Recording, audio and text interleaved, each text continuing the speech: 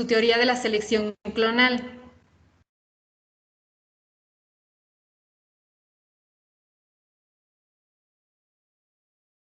A mí no me quedó muy claro eso, maestra. ¿No? Ok. Les decía que una de las preguntas que más nos hacíamos hasta este momento es que existen una gran variedad de cosas con las que podemos reaccionar. En ese principio ya llevaban varias bacterias descritas o varios patógenos descritos y veían que el sistema tenía una forma de responder a cada uno de ellos de forma diferente. Entonces, Paul Ehrlich lo que dice es que cómo es que nuestras células se definen porque entró este patógeno o el otro y cómo vamos a responder ante eso. Entonces, de cierta manera, él habla de una teoría de selección, es decir, tú tienes una célula que tiene muchos receptores para reconocer a ese agente patógeno de forma específica para cada agente patógeno. A ver, ¿me esperan un poquito, por favor?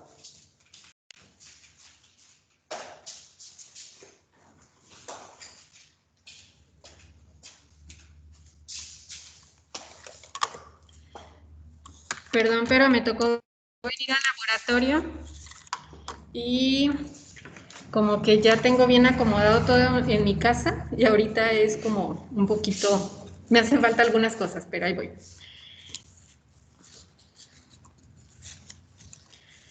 Les decía que entonces el patógeno, una vez que entra, se une a una de estas moléculas que se encuentran en la membrana de la célula de forma específica. Y entonces esta célula decide empezar a expresar solamente a este receptor y se deshace de todos los demás.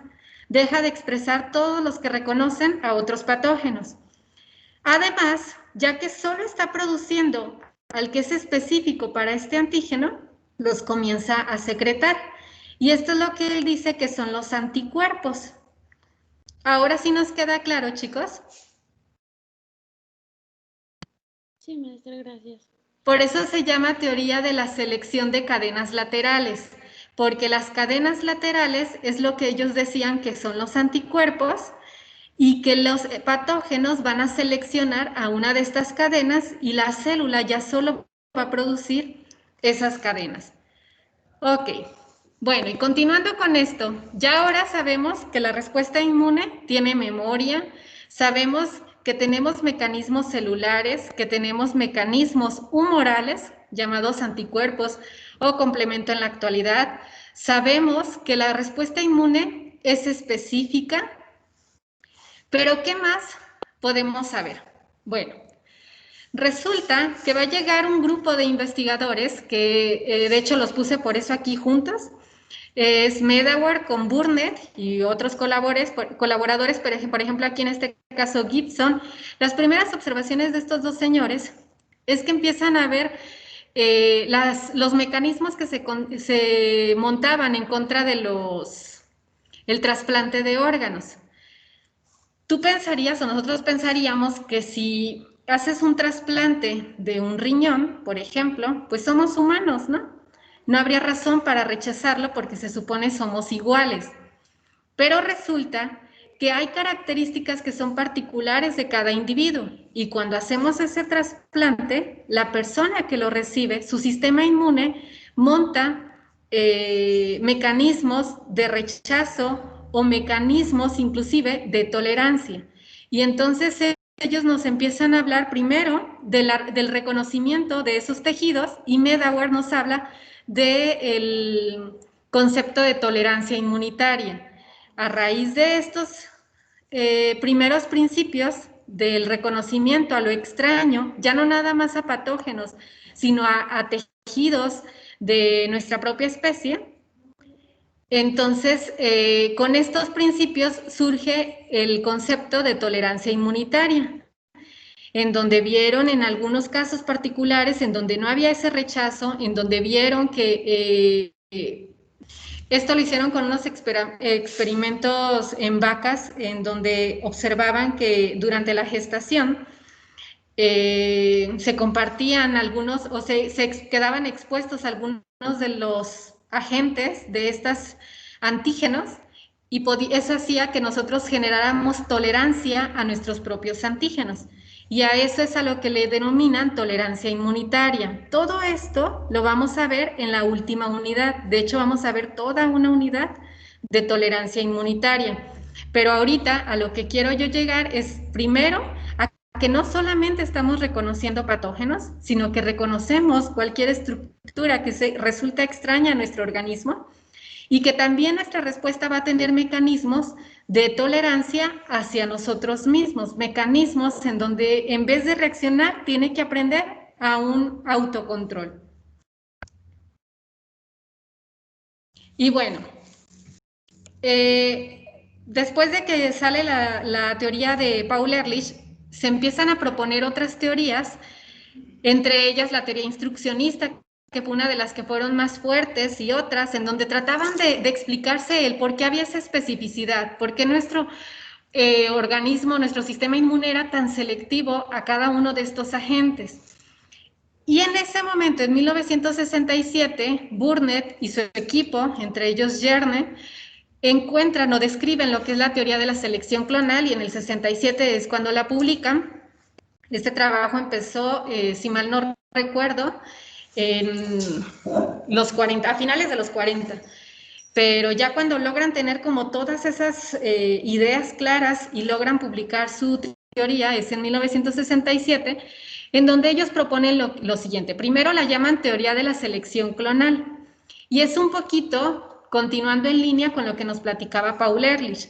Resulta que la teoría de Paul Ehrlich, varios años después, fue rechazada porque decían, no tiene sentido, o sea, cómo nuestra célula tiene tantos receptores y pasa este fenómeno de selección, y por eso surgieron muchas otras teorías, pero la que vino a calmar las cosas y a decir, a ver, así es como nosotros proponemos, y Paul Ehrlich no estaba muy lejos de la realidad, es la teoría de la selección clonal, en donde Burnett y su equipo propone que en realidad lo que nosotros tenemos es un gran número de células, muchísimas células, por allá de 1 por 10 a la 9, células completamente diferentes entre sí.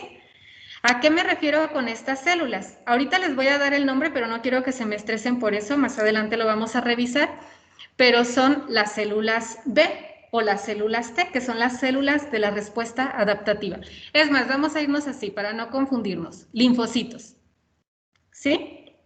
Entonces dice, mi cuerpo tiene muchos miles y miles y miles de linfocitos completamente diferentes. Y cada linfocito tiene un receptor que es específico para cada antígeno. Por ejemplo, yo tengo un linfocito que reconoce a E. coli, tengo un linfocito que reconoce a Salmonella, tengo un linfocito que reconoce al riñón de otras personas, tengo un linfocito que reconoce los alérgenos, tengo un linfocito que reconoce a la solitaria, etc., etc. De tal forma que tengo un linfocito para cada uno de los agentes que se encuentran en mi ambiente, en mi alrededor. Cuando un patógeno entra a mi cuerpo y se encuentra con el linfocito que es específico, este linfocito va a ser activado y se va a multiplicar. Va a haber miles y miles iguales a ellos, capaces de reconocer al patógeno que acaba de entrar. Por eso se llama teoría de la selección clonal, porque una vez que entró el agente extraño, seleccionamos cuál es la célula que es específica para ese agente, y ella es la que se va a encargar de montar esa respuesta, porque va a proliferar, porque se va a especializar, y es la que va a destruir al agente patógeno. Y finalmente, habrá algunas de estas células que reaccionaron que van a ser diferenciadas a células de memoria, que se van a guardar ahí, que ya van a estar listas para que en cuanto entre un agente agresor, ellas ya puedan responder, no necesiten pasar por todo este proceso de diferenciación, etcétera, y de forma más rápida puedan eliminar a ese agente agresor. Por eso aquí están los 4 postulados. El repertorio inmunológico completo se desarrolla espontáneamente en el hospedero. ¿A qué me refiero con repertorio inmunológico? a la cantidad de células diferentes para todos los patógenos. Cada célula produce un anticuerpo específico presente en su membrana celular como receptor, el receptor específico para el agente agresor.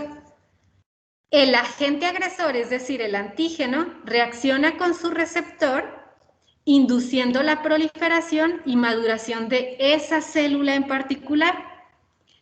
Y algunas de las células se diferencian en células productoras de anticuerpo, es decir, células que van a reaccionar, se les conoce como células efectoras, y otras en células de memoria. Chicos, ¿quedó claro esto?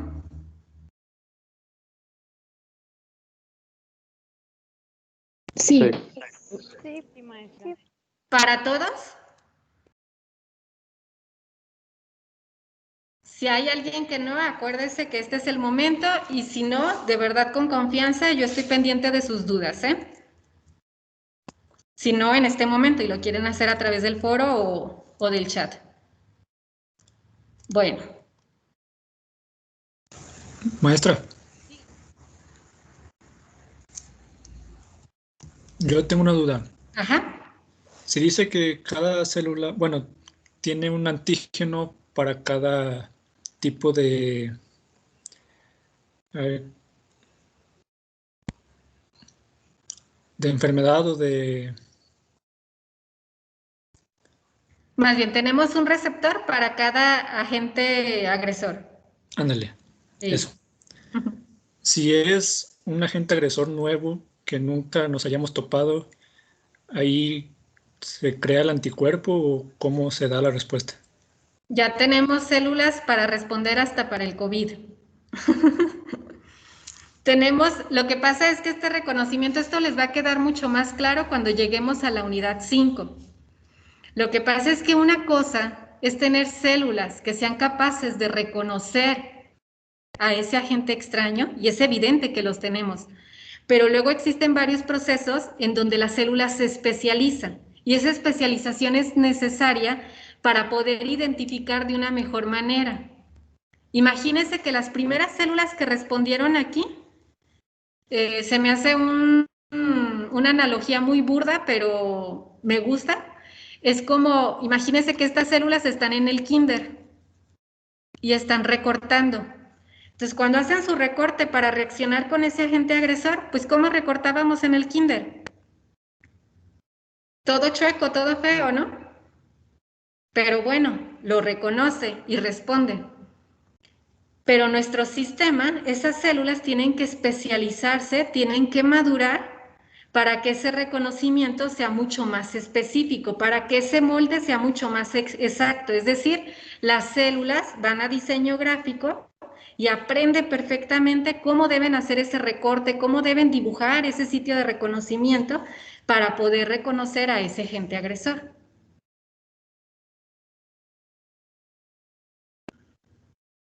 ¿Sí nos quedó claro o no? No, sí, gracias. Insisto, vamos a ver todos estos mecanismos. Pero entonces este postulado, ya es lo que es, maestra. Eso no entendí. Esto es sigue siendo una teoría. Ah, ok. Hasta el momento se sigue quedando como una teoría, pero esta es la más cercana a lo que existe en la realidad. Tan es así que a partir de estos postulados o de esta teoría surge lo que es la inmunología moderna. Ok. Pero entonces esos postulados son de la misma teoría, ¿cierto? Sí, son postulados, son 4 postulados de esta teoría. Ok, gracias. ¿Sí? De hecho, todos estos los vamos a revisar en la unidad 5 y los vamos a ver a detalle, cómo es que existe todo este reconocimiento. Pero algo y entiendo la duda, es cuando surge un antígeno nuevo, ¿tenemos nosotros ya quién va a estar listo para defender? Sí podemos tener a quién, pero imagínense cuántos virus entran o cuántas bacterias entran y cuántas células tengo yo preparadas para él. Probablemente tengo una, probablemente tengo 5. ¿Con cuántos microorganismos entraron? ¿Miles? ¿1 millón? ¿Esto es suficiente para atenderlos a ellos? ¿Qué pasa con estas 5, con estas 10 o con estas 100 células que tienen que responder a este agente agresor? Que él entró en grupo. ¿Cómo le hago? El sistema tiene muchos mecanismos que tiene que controlar y que tiene que lograr evitar o destruir esto. Ahora, también es cierto, y lo vemos todos los días y lo vemos en muchísimas enfermedades. Puedo tener a mis células que son capaces de defenderme, pero tal vez me gane la batalla el agente agresor. ¿Sale? Eso no es garantía. Sí. Acuérdense de la selección, ya se me fue. La parte de la evolución. Seleccionamos al más fuerte y se va quedando el más fuerte. Eso también es verdad. ¿Sale? Pero bueno, todo esto, insisto, lo vamos a ver a detalle. Ahorita, para mí lo que resulta importante con esto de la teoría de selección clonal y que es lo que me interesa que se nos quede bien grabado, porque yo hasta ahorita, y yo sé que hay muchos que están ahí en su grupo, que no comprenden bien lo que es un anticuerpo, que no comprenden bien lo que es un antígeno, porque yo no se los he definido. ¿Sí me explico? Entonces, yo estoy consciente de esas debilidades. Lo que a mí ahorita me interesa es que nos quedemos con lo más importante, que, insisto, la parte de la historia que yo les estoy contando es aquella que me ayuda a describir a la inmunología. Y en este sentido, esta cómo me ayuda a describir, diciéndome que tengo una célula para cada agente agresor. ¿Sí? Sí. ¿Qué fue lo que nos dijo Burnett? Sí. Ok, muchas gracias. De todos modos, insisto, cualquier duda que haya, me la pueden dejar en foro o en el chat. Si estoy en el momento en la computadora, con gusto contesto. ¿Sale? Sí, gracias. Muchas gracias. Y si se fijaron, cuando comenzamos a hablar de inmunología, ¿cuánta diferencia había de años entre un hallazgo y otro en cuanto a inmunología se refiere? Hablábamos de cientos de años, hablábamos de 10, de 100, de 50, de 20 y poco a poco se empezó a cortar esto. ¿Por qué? Porque la inmunología fue agarrando fuerza. Ya no creo que sí lo mencioné cuando presenté el programa, pero creo que no le volví a dar importancia. La palabra inmunología como tal surge en 1916 y quien da esa palabra es Mechnikov, porque él escribe la primera revista o produce la primera revista de inmunología en 1916. Les decía, en 1908 le dan su premio Nobel, en 1916 edita esta revista, pero antes de que salga al público la revista, él murió en 1916, entonces no alcanzó a ver su producto, pero ahí es cuando surge esa palabra de inmunología, y lo que estamos estudiando ahorita es precisamente el resultado de todo esto. Pero entonces, insisto, a partir de que comenzamos a tener más entendimiento, cada vez empezamos a generar más y más y más conocimiento tratando de explicar a la inmunología como tal. Y luego nos vamos al siglo XXI, o llegamos al año 2000, y esto se empieza a hacer, pero como bomba. Tan es así que vean todos los premios Nobel que se han ganado del 2000 a la fecha, relacionados con la inmunología, y uno de estos es la muerte celular programada. ¿Y qué tendrá que ver la muerte celular programada? ¿Alguien sabe lo que es? ¿De sus clases de biología alguien se acuerda? La apoptosis, ¿no? Así es. ¿Y qué es la apoptosis? Es cuando una célula que tal vez ya no es funcional, pues decide morir. Así es. Eso me encanta, cuando dicen que la célula decide morir. De hecho, ellos así lo explicaban en palabras muy bordas. Decían, la célula llega a un punto en donde ya no es funcional y decide apagarse. A este fenómeno lo conocemos como muerte celular. Pero ¿qué tendrá que ver esto en el sistema inmune? ¿Por qué la maestra no lo pone aquí? Porque la muerte celular programada es uno de los mecanismos más empleados y más limpios de deshacerse del agente agresor. Entonces, claro que está muy relacionado. Ellos lo hicieron en unas larvas de un gusano, donde estudiaron esto de la muerte celular, en donde estas larvas, me llamaba la atención que tienen alrededor, no me hagan mucho caso porque luego esos numeritos se me van, pero creo que eran como 900 células y gracias a eso podían estudiar perfectamente cómo es que se daban todos estos procesos y además estos organismos creo que viven o tienen un ciclo de vida de 3 días. Entonces, por eso pueden estudiar perfectamente este mecanismo, pero este mecanismo está descrito en nuestro organismo, está descrito en nuestras células y particularmente en el sistema inmune, es muy socorrido, tanto para poder eliminar agentes agresores, como hay una etapa más que la vamos a ver en esta misma unidad, que es cuando el sistema inmune se tiene que bajar. El sistema inmune cuando llega un agente agresor está así, órale, vamos a matarlo, ¿cómo le hacemos? Y se queda. ¿Cómo empiezan? Si empiezan a poner ustedes música, están en el ambiente, están baile y baile, cante y cante y se las apagan y se callan luego, o baja la adrenalina. No, nos quedamos picados.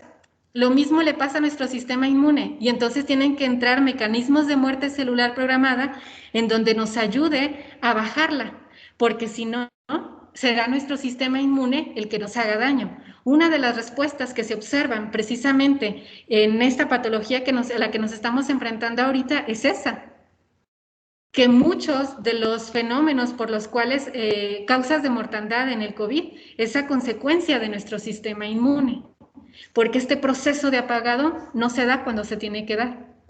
Y bueno, no se da porque el patógeno ahí sigue insistiendo, ¿sí? O sea, es un círculo vicioso.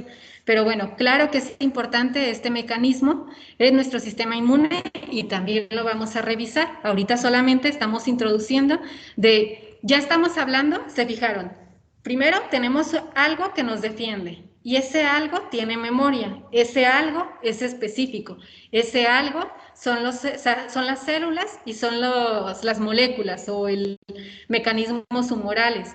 Ese algo tiene tolerancia. Ese algo no solo reconoce patógenos, también reconoce otro tipo de células, incluyendo las mías.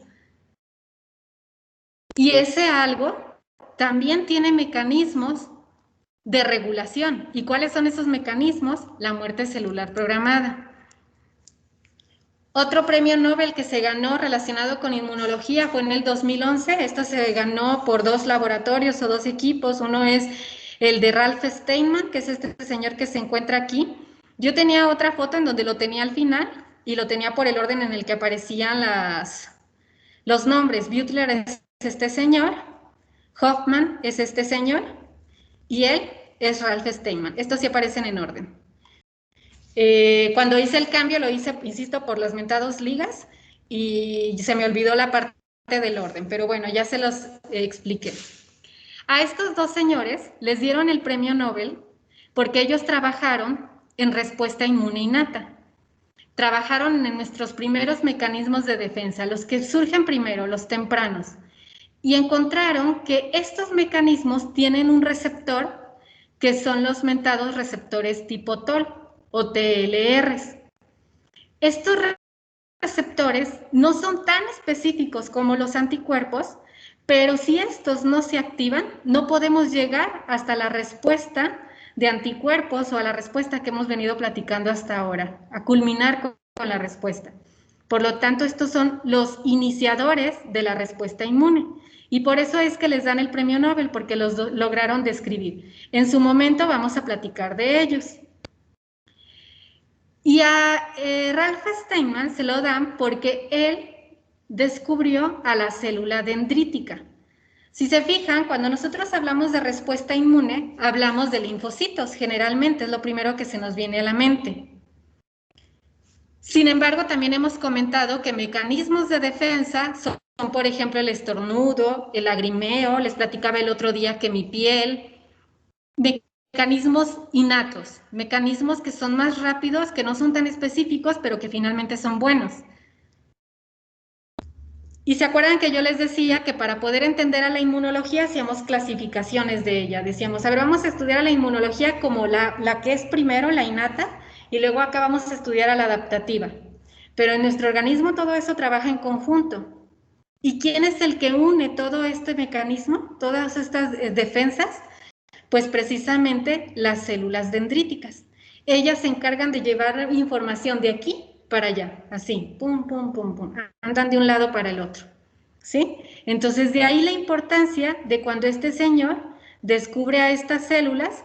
Algo que también quiero aclarar, por ejemplo, aquí yo les puse el 2011 porque fue el año en el que les dieron el premio Nobel, pero no fue el año en el que ellos hicieron sus descubrimientos. Ellos, a los receptores tipo TOL, si mal no recuerdo, lo hicieron en la década de los, a finales, empezaron a finales de los 60, a finales de los 80 era como el boom, en donde, porque empezaron a trabajar con este receptor, pero no como un mecanismo de defensa, lo trabajaban en las moscas con otra finalidad. Lo que trataban de investigar era una trisonomía.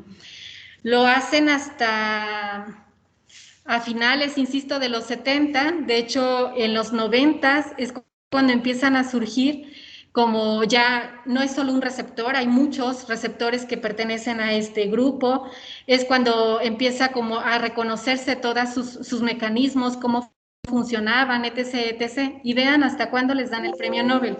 Ay, espérenme.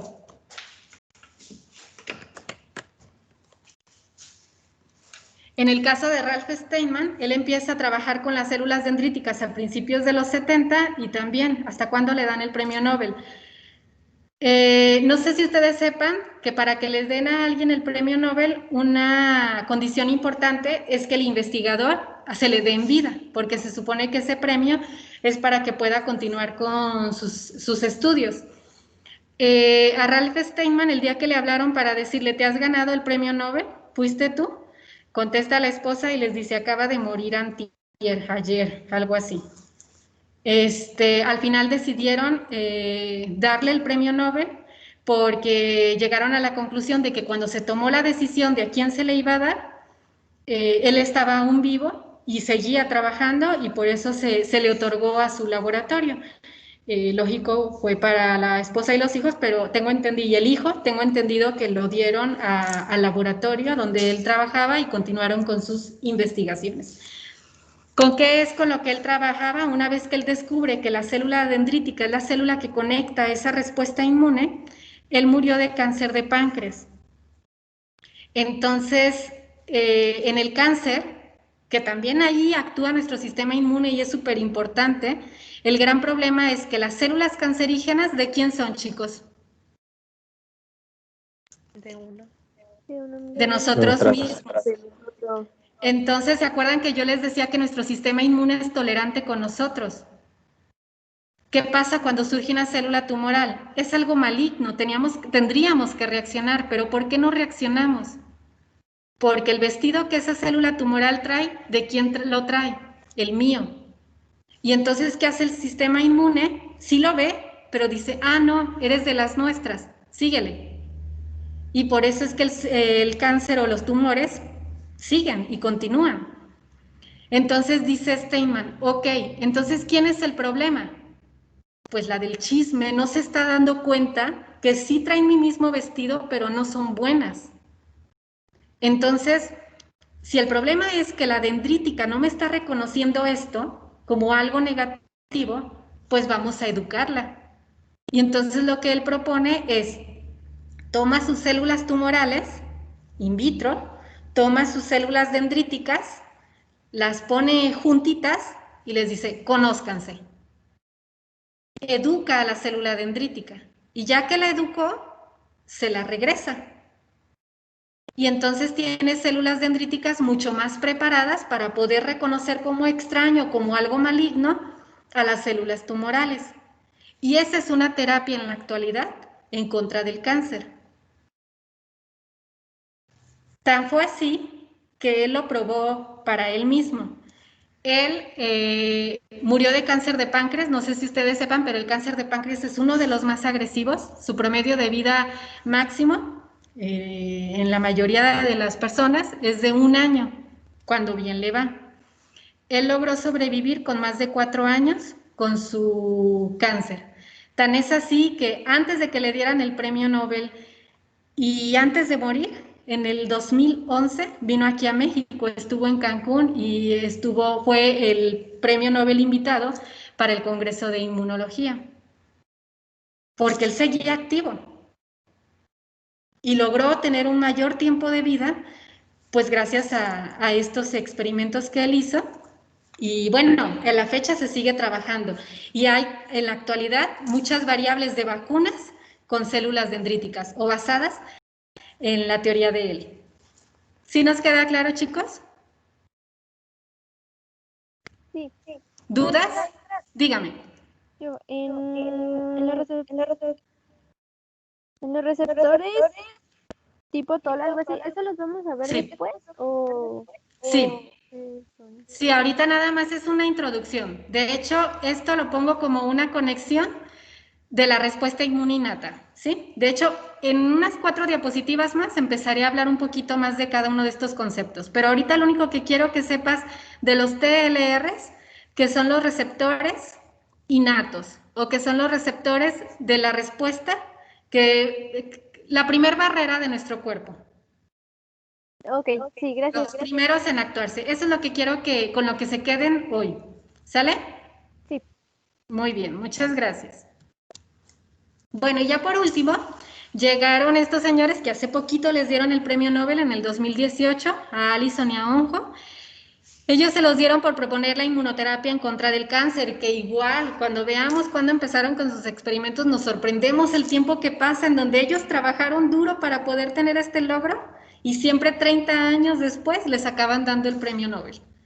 Entonces, uno nunca sabe, chicos, así es que a esforzarse. Pero bueno, a ellos, ¿por qué se los dieron? Porque ellos reconocieron los grandes apagadores de las células tumorales, reconocieron estas moléculas se llaman CTLA4 y PD1, que también las vamos a ver y se las van a saber de memoria y se van a acordar de estos señores, porque esas dos moléculas se encuentran en muchas de nuestras células y son las encargadas de mandar señales de regulación o de apagado. Entonces, lo que ellos propusieron fue, bueno, vamos a hacer una terapia con anticuerpos para estas moléculas, en donde a través de los anticuerpos vamos a interactuar con las moléculas y mandaremos la señal, perdón, de off, la señal de apagado. Y nuestra célula tumoral empezará a morir. ¿Sí? En la actualidad existen una gran variedad de inmunoterapias con anticuerpos, tan es así que ya no son solo en contra del cáncer. Tenemos anticuerpos que se utilizan en contra de las alergias, tenemos anticuerpos que se emplean en las enfermedades autoinmunes, tenemos anticuerpos que se dan en las inmunodeficiencias. Tenemos simplemente para el COVID, uno de los tratamientos que se proponían en un principio y que son de los que más resultados han obtenido, ahorita ya ponen en tela de juicio si está funcionando o no, pero son los anticuerpos anti-interleucina 6. Entonces, se abrió toda una ventana de terapias reguladoras de la respuesta inmune a base de los anticuerpos, pero la razón de todo este campo de estudio y que tal vez alguno de ustedes se dedique a esto, se la debemos a estos dos señores, porque son los que iniciaron la inmunoterapia en contra del cáncer. En la actualidad hay un montón de inmunoterapias, pero el origen está aquí. ¿Sí nos queda claro? Y me gusta ponérselas a ustedes como biotecnólogos, porque es un campo de estudio o un campo de trabajo para ustedes. Ok, ¿dudas hasta aquí, chicos? No, maestra, todo bien. No, maestra. Pues con esto terminamos historia. Por lo tanto, con esto tienen todo el material para terminar su línea de tiempo. ¿Sale? Maestra, yo tengo una duda de eso. Sí, dígame. Va a Estoy bien ser, incómoda aquí, perdónenme. ¿va a ser con lo que usted nos dio o es necesario que nosotros investiguemos más todavía? La idea es, ahí les va, para que no se generen ustedes conflictos. Estas actividades pequeñitas que les estoy poniendo o que quedan dentro de la evaluación formativa, en realidad es técnicas de estudio. ¿Sí? Entonces, la finalidad de ellas es hacerlos repasar a ustedes, empezar a sintetizar información, que se queden con lo que más me importa para que puedan estudiar. Muchos me dicen, maestra, es que al final tengo 150 diapositivas para estudiar. No va a ser ahora sí porque son más cortos los exámenes, pero imagínense, tiene 100 diapositivas y ahí está leyéndolas todas. ¿Qué diferente sería si hace su línea de tiempo en una hoja, en donde en esa línea de tiempo me va a poner el investigador y el logro? No se compara, ¿no? Estudiar su línea de tiempo a estudiar lo otro. Ajá. Entonces, la idea es que ustedes lo hagan con lo que tenemos o las herramientas que les doy yo, pero se vale el ustedes hacerse de sus propias herramientas. Si a usted le interesa un tema en particular y dice, pero yo quiero saber más de aquí, pues puede agarrar más información. Si hay algún investigador que ha leído o alguna vez escuchó algo y ahorita dice, quiero ver qué hizo aquí, a ver si lo entiendo, o quiero agregar esto porque siento que a la maestra le hizo falta. Adelante, se vale. ¿Sí? Ok, maestra. Sí, muchas gracias. Pero insisto que de hecho, si se fijaron en la evaluación, yo no les di una rúbrica como tal. Les puse formas como de castigo, de si no me pones esto, pues lógico te bajo, si no me entregas en tiempo te voy a bajar puntos. Pero estas evaluacioncitas en particular, la finalidad es que ustedes las aprovechen para estudiar. De hecho, por eso también les he dicho que lo pueden ir haciendo aquí a la par. Van escuchando y de una vez lo voy agregando y ya quedó mi línea de tiempo. No es un trabajo que les tenga que implicar más tiempo fuera de la clase. No sé si me explique. Sí, de hecho por eso mismo le preguntaba, porque de lo que usted iba diciendo como que iba anotando lo que captaba. Sí, perfecto. Le pueden tomar foto a su cuaderno y esa es la que me mandan. Solo les pido un favor, mándenmela en PDF porque en aula virtual me da la oportunidad de yo poder hacerles anotaciones, de tal vez decirle, mira, estuvo perfecto, solamente aquí, acuérdate que, no sé, lo más importante es que lo relacionó con la memoria. O aquí, acuérdate que ellos, como hablaron de la seroterapia, era la especificidad, ¿sí? Y les Sí, voy a maestra. hacer anotacioncitas en su trabajo. Pero si me lo quieren mandar en otro formato, de hecho creo que sí le puse en la recepción que si intentaban hacerlo con otro formato, creo que no los va a dejar. Pero es por eso, porque quiero hacerles observaciones. Sí, maestra, muchas gracias. No, al contrario. Y cualquier duda, chicos, de verdad, el foro, estoy ahí bien pendiente. Bueno, y entonces terminamos por fin la historia, que a poco no es bonita, chicos. ¿O sí los aburrió demasiado? No, sí No, está estuvo interesante. interesante. Ajá, está interesante. ¿Saben a mí que se me hace muy interesante? Lo platicaba con uno de sus compañeros el otro día, que se me hace impresionante. Vean todo lo que hicieron todos estos señores. Simplemente lo que les estoy diciendo, hasta los que ganaron el premio en el 2018, sus experimentos son de los 70s. ¿Qué herramientas tenían ellos?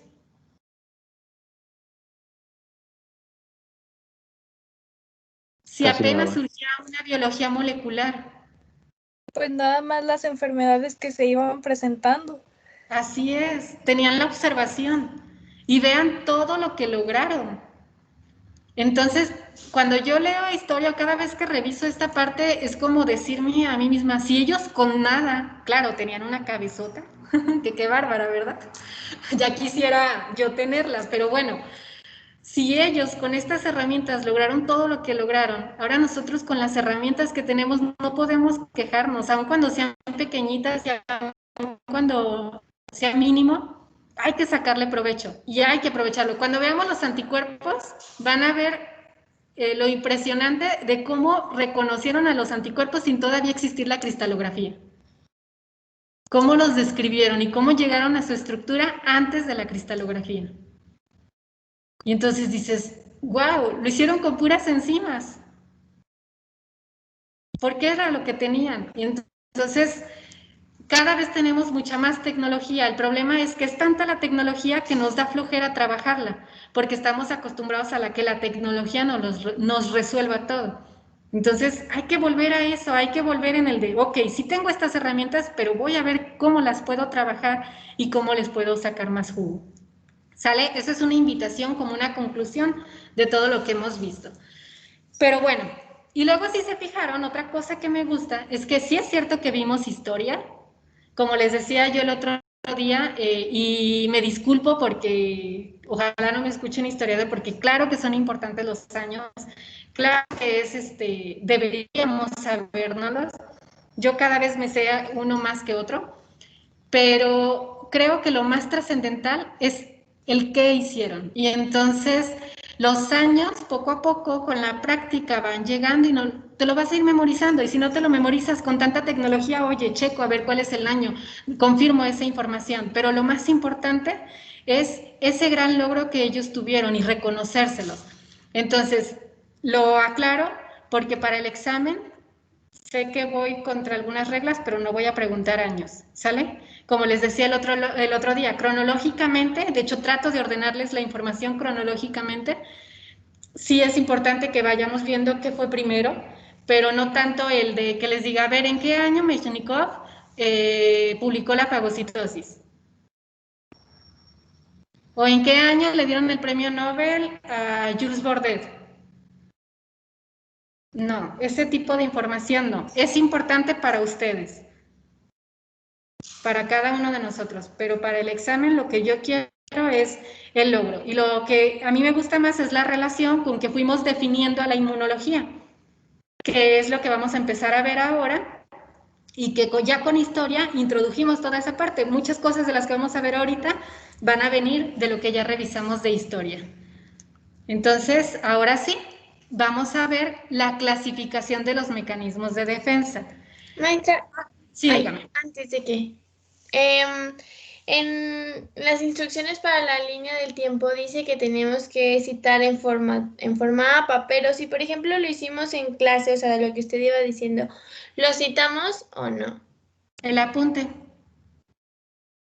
¿Sale? Eso O sea, de citar ¿cito en su formato... presentación? ¿Mande? Perdón, ¿cito su presentación nada más? Sí. Eso de citar el formato APA, no crean que es porque quiero que me citen a mí. Es algo que lo dudaba mucho si lo hacía o no, pero es más que nada es parte de nuestra formación. No todos se van a dedicar a la ciencia, eso yo lo sé, pero también es cierto que es parte de, cuando ustedes entregan un escrito, un reporte o lo que sea, debería ser así. Entonces, desde ahorita, vámonos formando en nuestro perfil. Y es importante que lo hagamos. Entonces, es una forma de familiarizarnos. No es porque quiera el que esté citado, ¿sí? Sino lo que quiere es que nos empecemos a relacionar con el formato APA y que lo hagamos parte de nosotros, para que cuando lleguen sus reportes, su tesina, etc., no nos asuste. ¿Es tan familiar para ustedes que ya lo hacen de cajón? ¿Sale? Sí. Muy bien, gracias. No, ¿de qué?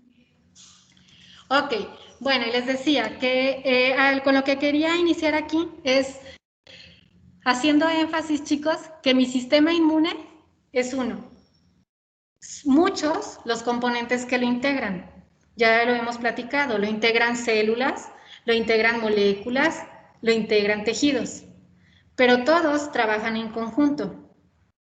Es tan complejo, pero tan complejo, que lo que hemos hecho nosotros para poderlo comprender un poco más, lo clasificamos.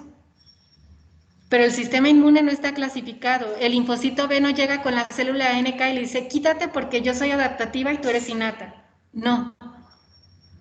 Nosotros lo hicimos para poderla entender. Ellos, todos, son amigos, todos se conocen y se hablan muy bien. ¿Sale? Cuando no se hablan bien, la consecuencia, ¿cuál es? Autoinmunidad, inmunodeficiencia, cáncer o no ganamos la batalla a los patógenos. Muy bien. Entonces, con esa introducción, ahora sí vamos a comenzar en que los mecanismos de defensa se clasifican como mecanismos innatos o inmunidad innata y inmunidad adaptativa. Inmunidad adaptativa también recibe el nombre de adquirida. ¿Por qué se le dan estos dos nombres? Adaptativa se refiere a que esa respuesta se adapta a la gente que entra. Y adquirida lo asociábamos como que surge a raíz de que entra el agente agresor. De alguna forma sería como decirlo, yo creo que sí han escuchado ese dicho que dice, dependiendo del sapo es la pedrada. Entonces esto obedece un poquito a eso. ¿Cómo es el antígeno? ¿Quién es el antígeno? Y entonces es el mecanismo que vamos a montar en contra de él.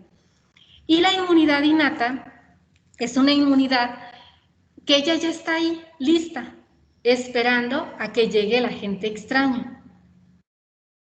Esa es la primera barrera que tenemos para defenderse. Es la primer línea de defensa y bueno, están constituidas por diferentes barreras, tanto la innata como la adaptativa. En el caso de la innata, esas 3 barreras se clasifican como físicas, químicas y celulares, que son estas que están aquí. Hace algunos años, cuando yo estudiaba inmunología, y no tiene mucho que se dejó de presentar así, tendrá algunos, probablemente 10 años, tal vez 15 años, que se eliminó, pero no, todavía hace 10 años yo recuerdo algunos programas que todavía lo manejaban así, como inmunidad natural, inmunidad innata e inmunidad adaptativa. ¿Por qué hago el comentario de esa inmunidad natural? Porque tal vez en alguna lectura, sobre todo si es de años atrás, se van a encontrar este término. En la actualidad se han encajonado solamente como innata y adaptativa.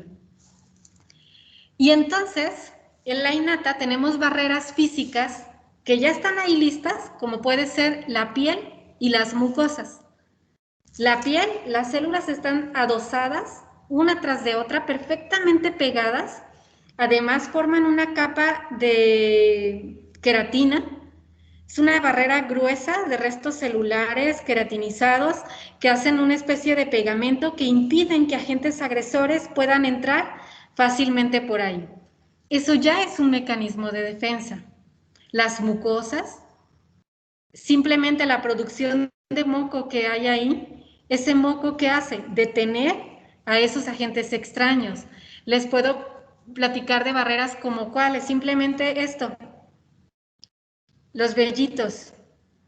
Cuando estornudamos, muchachos, los vellitos de la nariz, ¿qué es lo que hacen? Detener todo eso que está entrando, cuánta suciedad, cuántos microbios, cuánto no está entrando por aquí. Esos vellitos atrapan para que esto no pueda pasar. Se mueven para poderlos correr. Cuando estornudan, lo que hacen es esto para que se vaya todo lo que llegó. Pero son mecanismos naturales.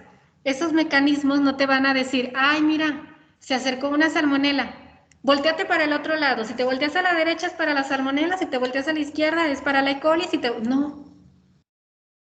Son siempre de la misma manera, son cuadrados. Otro mecanismo serían, por ejemplo, las barreras químicas, como lo es el pH, la presencia de sales, los diferentes dentro de estos componentes solubles, péptidos antimicrobianos.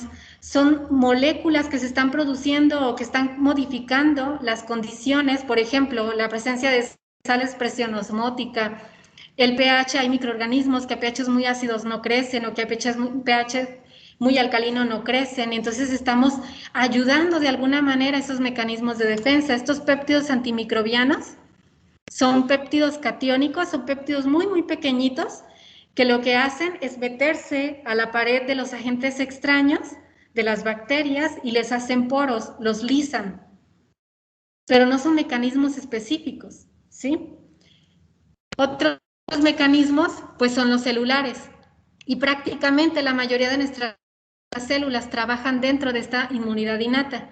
Y entonces tenemos a los neutrófilos, macrófagos, mastocitos, eosinófilos, basófilos, NK, innatos, etc., etc. Son un montón que los vamos a ver en la siguiente unidad, que ya estoy preparando, por cierto.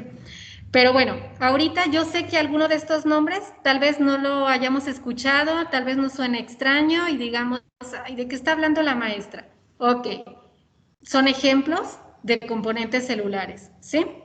Los vamos a ver a detalle cada uno de ellos y muchos más. Vamos a ver como 30 células diferentes en la siguiente unidad. ¿Sí nos queda claro, chicos?